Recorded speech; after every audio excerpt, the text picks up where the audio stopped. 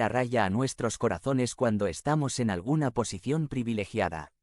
Pero Jesús es enfático diciendo que en su reino al revés las cosas no funcionan así. Él dice algo contracultural con toda claridad y sin ambigüedades. Él enseña y afirma que el más importante no es el que se sienta a la mesa, sino el que sirve la mesa. El más importante en verdad es el que ve una necesidad y hace lo que está a su alcance para atenderla. Es el que ve unos zapatos fuera de lugar o unos platos sucios en la cocina y en lugar de exigir o despotricar, se arremanga la camisa y le pone solución práctica al asunto para beneficio de los demás. Los discípulos somos llamados a ser grandes a través del servicio. Si hay algo que deben decir de ti y de mí es, que servicial es esa persona. No importa cuántos títulos académicos o eclesiásticos tengas, no importa cuánto conocimiento o experiencia tengas, no importa cuántas relaciones o posicionamiento en la comunidad tengas, lo que debe destacar de ti y de mí es que cuando hay alguna necesidad, la primera acción que se desprende de nuestros corazones es servir. La verdadera grandeza se muestra en el servicio humilde, sencillo y enfocado para la gloria de Dios. Así es como se vive en el reino al revés de Cristo. Porque los que son grandes en verdad viven en un reino al revés donde los más importantes, grandes y mayores, sirven a los demás y son siervos de los demás. La grandeza no implica poder sobre los demás, sino servicio a los demás. Pero aún hay una tercera enseñanza de Jesús en este pasaje acerca de la grandeza en su reino al revés y esta es: la grandeza no implica autopromoción, sino ser como Cristo. Jesús finaliza esta enseñanza con estas palabras muy conocidas en Marcos 10:45. Porque ni aun el Hijo del Hombre vino para que le sirvan, sino para servir y para dar su vida en rescate por muchos. Llama la atención esa palabra aún en este contexto. Esto enfatiza aún más lo absurdo que es pensar que en el reino de Cristo los grandes son como los llamados señores, reyes y autoridades en la tierra con todos sus manejos sobre los que están a su cargo.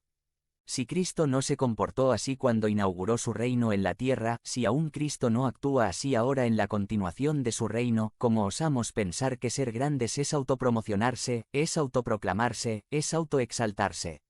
Si Cristo mismo no vino a eso, sino vino a servir y a dar su vida en rescate por muchos.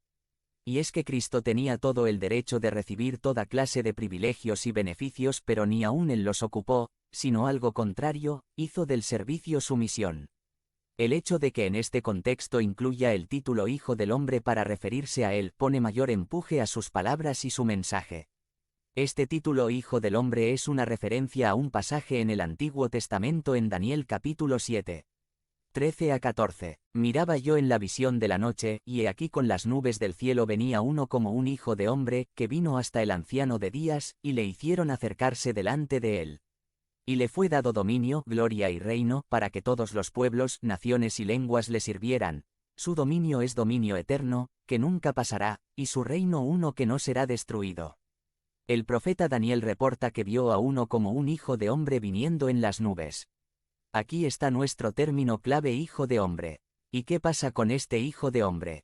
Lo acercan ante el anciano de días y éste le otorga dominio o autoridad, gloria o majestad y reino o poder. Es más, todos los pueblos, naciones y lenguas le adoraron a este Hijo de Hombre. Y se establece que su reino, a diferencia de los otros reinos que fueron juzgados y destruidos, es un reino eterno, que nunca pasará y nunca será destruido. Con este trasfondo en mente, ahora vayamos a los tiempos de Jesús. Cuando Jesús usaba este término para referirse a sí mismo, a simple vista pareciera algo irrelevante, para algunos seguramente les parecía que Jesús estaba diciendo que era como todas las demás personas, un ser humano. Pero para los que entendían el trasfondo de Daniel 7 claramente entendían que Jesús estaba diciendo: yo soy aquel a quien toda autoridad, poder y gloria le es entregada, yo soy el que tiene toda la autoridad. Este título, usado con frecuencia por el mismo Jesús, apuntó a la absoluta autoridad, dominio, poder y gloria que tiene Jesucristo. Y Jesús mismo dijo en Mateo 28: toda autoridad me es dada en el cielo y en la tierra. Ahora regresando a nuestro versículo en Marcos, cuando Jesús dice, ni aun el Hijo del Hombre vino para ser servido, sino para servir. Podemos dimensionar ahora mejor el impacto de estas palabras. Si ni aun aquel a quien le fueron entregados todos los reinos de la tierra, aquel que tiene toda autoridad sobre él. cielo y la tierra vino para que le sirvan, sino para servir. Entonces ¿quién te crees tu pequeño individuo para pensar que tú no eres llamado a servir como lo hizo el Señor que te ha llamado a ser su discípulo? Para Jesús el servicio no era un concepto, sino era parte de su misión. Aquel que tenía toda autoridad en el cielo y la tierra mostró el servicio al lavar los pies mugrientos y hediondos de sus discípulos, modelando el servicio de tal forma que es lo que debe caracterizar a todo aquel que se llama seguidor de Cristo. Como vemos, ser discípulo de Cristo no se trata de privilegio, de posición y de prestigio, sino se trata de una vida humilde de servicio que refleje la grandeza de Cristo, que no necesita humillar a nadie, denigrar a nadie, violentar a nadie para demostrar su posición, sino que, a través del servicio humilde, se demuestra la grandeza del Maestro a quien seguimos. Y así fue con Él, así debe ser con nosotros. La grandeza no implica autopromoción sino ser como Cristo. Hermanos, somos ciudadanos de un reino al revés. Cuando menos por ahora nos parece así. Pero así se vive en el reino de Dios hoy día. Somos llamados a vivir en este reino al revés, donde la grandeza no implica privilegios sino sufrimiento, donde la grandeza no implica poder, sino servicio, donde la grandeza no es autopromoción, sino ser como Cristo. Gózate en vivir en el reino al revés y ser grande en él para la gloria de Dios.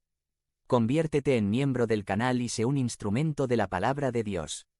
No dejes pasar esta oportunidad de impactar vidas. Haz clic en el enlace de la descripción ahora y ayúdanos a difundir la palabra de Dios. Para ser grandes. By Wilbur Madera Rivas. Sumari. En el reino de Cristo, la grandeza radica en ser como Él. Un poco antes de la pandemia comencé a descubrir un gusto que no sabía que tenía por la cocina. Comencé con cosas muy sencillas como una carne molida que se fue sofisticando un poquito. Al llegar la pandemia y estar más tiempo en casa, pues se descaró mi afición a cocinar y descubrí que es algo que disfruto mucho. Poco a poco fui disfrutando el proceso, desde la compra de los ingredientes hasta su preparación y presentación final a los comensales. Disfruto el tiempo que paso con mi esposa juntos en la cocina conversando de 1000 temas. También descubrí cuánto disfruto ver a mi familia comer algo que preparé con mis propias manos. Todo esto está maravilloso, hasta que comencé a notar un disfrute que puede tener tintes de búsqueda y usurpación de gloria. Me he descubierto, en ocasiones, con un hambre de elogios por mi comida, por un deseo de que piensen que tengo un don especial para esto, que me llenen de halagos y de ser conocido como el pastor chef. Así de sutil es nuestro corazón idólatra y usurpador de gloria. ¿En qué momento se puede pasar de un disfrute que me lleva a glorificar a Dios y agradecerle por estas bendiciones de servir a mi familia y a los que se sientan a la mesa, a usurpar y demandar gloria para mí mismo, y los frutos malos consecuentes cuando no recibo lo que mi corazón desea? Pero estoy seguro que no estoy solo en esto. Tenemos un problema serio. Seamos francos. Nos gusta tener la grandeza, la gloria personal. Nos gusta llevarnos los aplausos. ¿Acaso no te gusta la sensación de poder, de tener el control? De que te den el reconocimiento.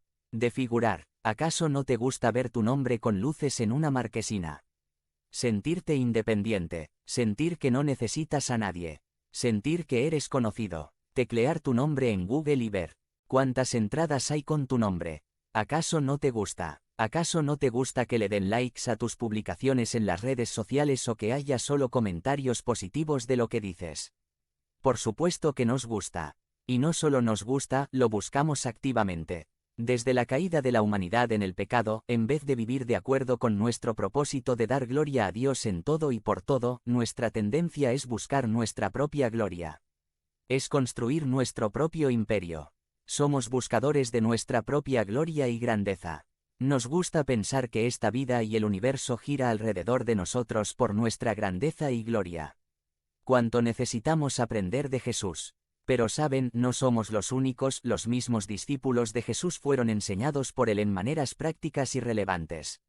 Ellos también tenían el mismo problema y tendencia que nosotros. Ellos también pensaban en ellos mismos primero y querían el reconocimiento y gloria de los demás. Ellos tenían también una idea de la grandeza que tenía que ser corregida y Jesús lo hizo. Y lo hace también en nosotros. Ellos y nosotros necesitamos aprender que la grandeza es algo muy distinto a la idea que tenemos, sino que, en el reino de Cristo, la grandeza radica en ser como Él. Hemos estado considerando pasajes en el Evangelio de Marcos y hoy continuaremos aprendiendo de la lección que Jesús dio a sus discípulos acerca de la verdadera grandeza.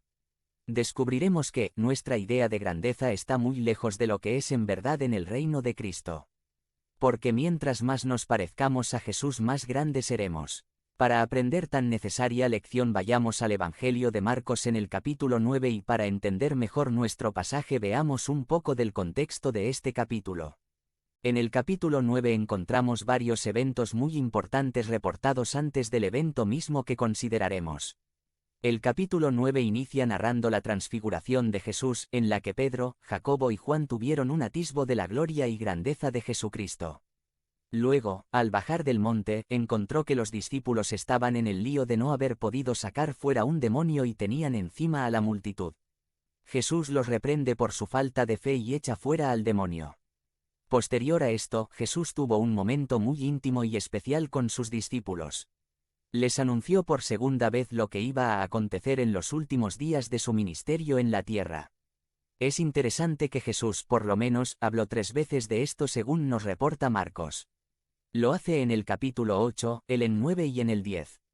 En Marcos 9, 30 a 32 dice así: 30 dejaron aquel lugar y pasaron por Galilea. Pero Jesús no quería que nadie lo supiera. 31 porque estaba instruyendo a sus discípulos. Les decía: el Hijo del Hombre va a ser entregado en manos de los hombres. Lo matarán, y a los 3 días de muerto resucitará. 32 Pero ellos no entendían lo que quería decir con esto, y no se atrevían a preguntárselo. Vemos que Jesús los toma aparte y en la solitud fue muy intencional en instruirlos. No quería que nadie los distrajera para repetirles esta pieza de la verdad que era muy importante. Les dijo el programa divinamente establecido que debía cumplir Jesús en Jerusalén para completar su misión. Sería entregado en manos de los hombres, los cuales lo matarían, pero resucitaría al 3er día. Pero los discípulos estaban en la luna respecto a esto. Nos dice que no entendieron, ni siquiera porque era la segunda vez que les decía esto, pero tampoco preguntaban. No les pareció lo suficientemente relevante como para aclarar con Jesús estas palabras, que no eran la primera vez que las escuchaban, y por lo que aconteció seguidamente, nos damos cuenta de que tampoco le dieron importancia alguna a estas palabras proféticas fundamentales. Dice Marcos 9, 33 a 34. Menor que llegaron a Capernaum.